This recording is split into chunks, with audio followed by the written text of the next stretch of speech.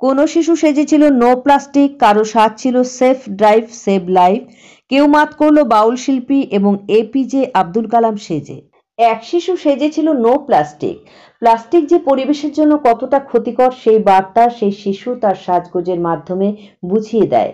আর এক শিশু পথ দুর্ঘটনা কমাতে সেফ ড্রাইভ সেভ লাইভের বার্তা দেয় তার সাজগোজের মাধ্যমে। অন্য এক শিশু জাঙ্ক ফুড বর্জন করার বার্তা দেয়। এসব সাজগোজ তো ছিল, তার সঙ্গে এক শিশু সেজে এসেছিল প্রাক্তন রাষ্ট্রপতি ডক্টর এপিজে আব্দুল কালাম। আর এক শিশু বাউল শিল্পীর সাজে সকলকে তাক লাগিয়ে দেয়। বাউল শিল্পীর সাজের সঙ্গে একটু বাউল গানও করে সেই শিশু সানভি দাস মালাকার। আর তাতেই ফ্যান্সি ড্রেস প্রতিযোগিতায় প্রথম স্থান জিতে নেয় শিলিগুড়ি দক্ষিণ বাবুপাড়া নিবাসী সানভি। 5 বছর 5 মাস বয়সে সানভি পড়ে কেজি 2-তে। ফ্যান্সি ড্রেসের সঙ্গে সঙ্গীত এবং আবৃত্তিতেও পুরস্কার পেয়েছে সানভি। আসলে শিশু দিবসকে সামনে রেখে মহিলা পরিচালিত স্বেচ্ছাসেবী সংস্থা সৌমি বিভিন্ন বিভাগে প্রতিযোগিতার আয়োজন করেছিল। নৃত্য, সঙ্গীত এবং আবৃত্তি অনলাইনে অনুষ্ঠিত হয় দেশ জুড়ে। গত 13 নভেম্বরের মধ্যে ওই 3 বিভাগে বিভিন্ন শিশু ভিডিও করে তাদের সৃজন প্রতিভা পাঠিয়ে দেয়।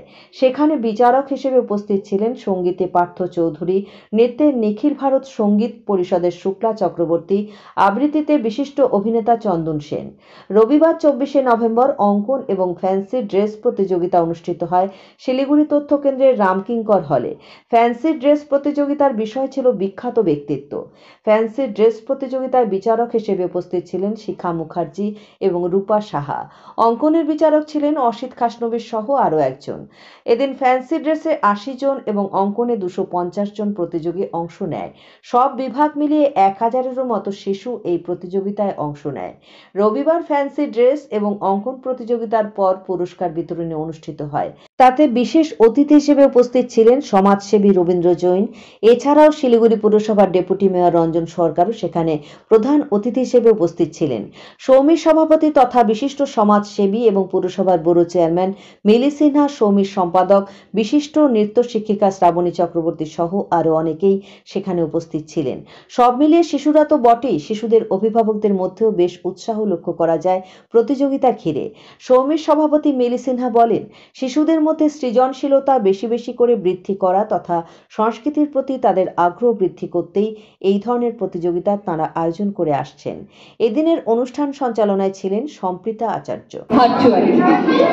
আজ সকাল থেকেই সৌমির আয়োজনে রামকিঙ্কর প্রদর্শনী হলে সকালে হয়ে গেছে ইতিমধ্যেই অঙ্কন প্রতিযোগিতা, যেখানে বিভিন্ন বয়সী শিশুরা অংশগ্রহণ করেছেন। এবারে শুরু হতে চলেছে ফ্যান্সি ড্রেস কম্পিটিশন।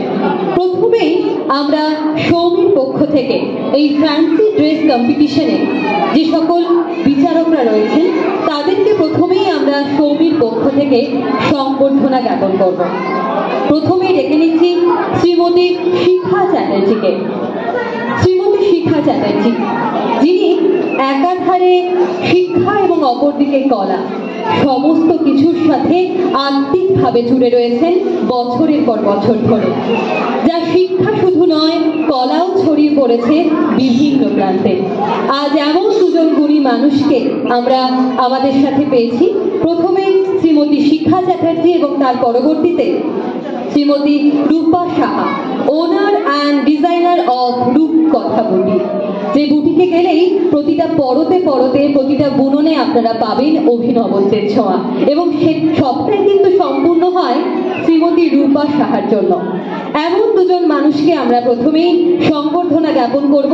সৌমির পক্ষ থেকে প্রেসিডেন্ট শ্রীমতী মিলি সিনহা এবং সৌমির সেক্রেটারি শ্রীমতী শ্রাবণী চক্রবর্তী তাদেরকে সংবর্ধনা জ্ঞাপন করবেন, এবং আপনারা যারা রয়েছেন সকলকে বলবো হাততালি দিয়ে এই শ্রীমতী শিখা মুখার্জি, চ্যাটার্জি নয়, দুঃখিত, শ্রীমতী শিখা মুখার্জি, আমরা তাকে সৌমির পক্ষ থেকে উত্তরীয় এবং পুষ্পস্তবক সেই সাথে স্মারক প্রদান করছি। সবাইকে বলতে আবার একটা জোরে হাততালি হোক।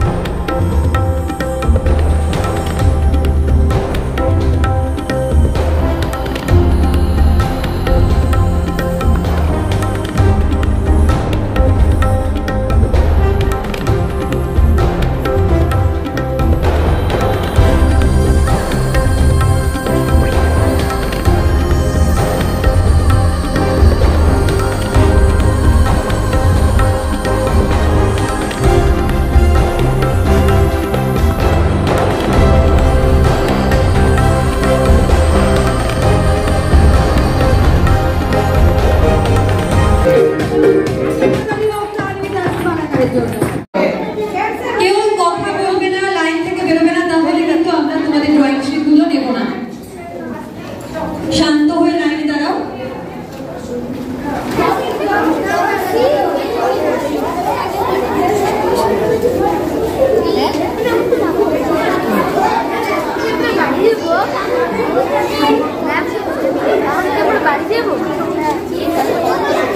গ্রুপ বি তে যারা রয়েছে, বিভাগ খ বা গ্রুপ বি, তোমরা দুভাগে ভাগ হয়ে যাও এবং লাইন করে একজন স্যারের কাছে তোমাদের ড্রয়িং শিট জমা করো, আর একটা গ্রুপ ম্যামের কাছে ড্রয়িং শিট গুলো জমা করো। দুটো ভাগ হয়ে যাও। গ্রুপ বি, একটা গ্রুপ স্যারের কাছে জমা করো ড্রয়িং শিট, আর একটা গ্রুপ ম্যামের কাছে জমা করো। গ্রুপ বি দুটো ভাগে ভাগ হয়ে যাও।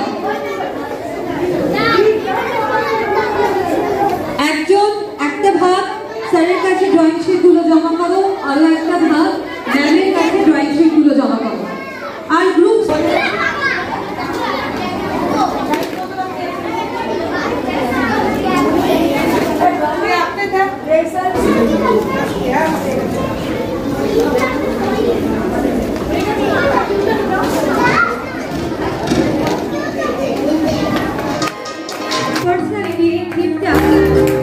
দেওয়ার সুযোগ দেওয়া হোক। এখানে আমি একটা সাইডে হচ্ছে এমন করে সেজেছি যেখানে বোঝায় যে ছেলেমেয়েরা কাজ করে, তাদেরকে পড়াশোনার সুযোগ দেওয়া। আর যারা যারা পড়াশোনা করেছে তারা আমার মতো ডাক্তার হতে পেরেছে। তাই আমি রিকোয়েস্ট করছি, যারা যারা পড়াশোনা করতে চায়, যারা যারা চাইল্ড লেবার, তাদেরকে একটা সুযোগ দেওয়া হোক পড়াশোনা করার। Thank you.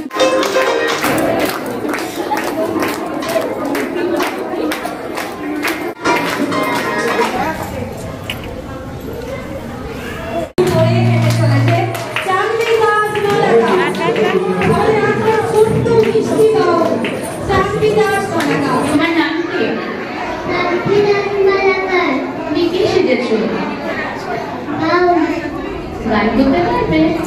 বাউল গান করতে পারবে? বাউলরা তো গান করে, তাই তো? তুমি পারো জানো বাউল গান? লাইন একদম ছোট্ট করে।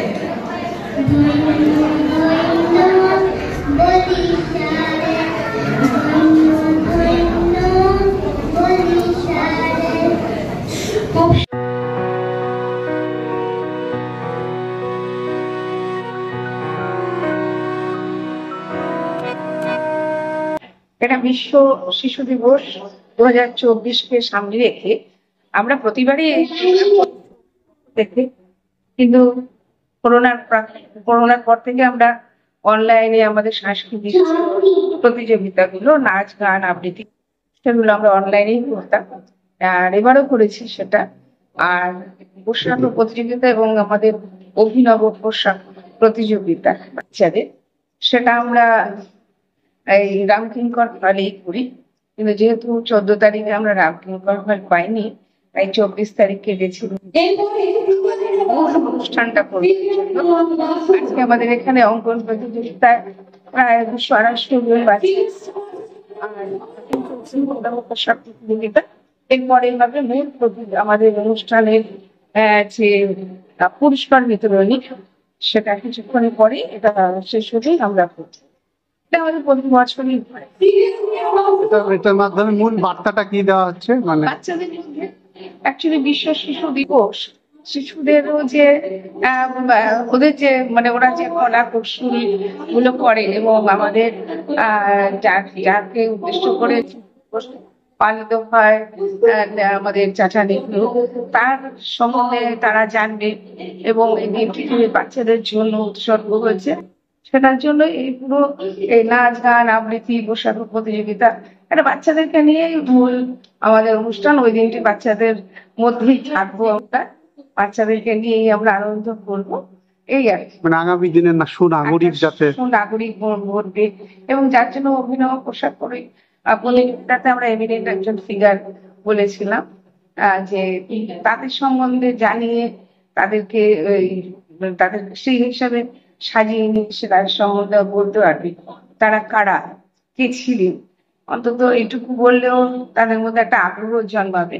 এবং আমরা যে অঙ্কন প্রতিযোগিতা করছি তাদের মনের বিকাশ করবার জন্য এই গ্রুপে একদম ছোট বাচ্চা যারা, তারা যেমন নিজের খুশি মতো এঁকেছে, বি গ্রুপকেও আমরা নিজের খুশি মতো কোনো সাবজেক্ট ধরে দিয়ে দিই, ওদের যা মনে আসবে তাই আঁকবে। তাতে একটা যদি সাবজেক্ট ধরে দিই তাহলে ওরা ওটার মধ্যেই ওদের মনোসংযোগ থাকবে, আগের থেকে হয়তো কোনো প্রিপারেশন থাকবে। কিন্তু যদি বলি যে ওরা দেখে নিয়ে একটু অবাকই হয়ে গেছে, কারণ হয়তো অনেকে অনেক প্রিপারেশন নিয়ে আসছিল, কিন্তু যখন দেখলো যেমন খুশি আঁকবো তখন মনের ভাবটা ওরা প্রকাশ করতে পেরেছে। সেইভাবে অঙ্কন প্রতিযোগিতা হয়েছে।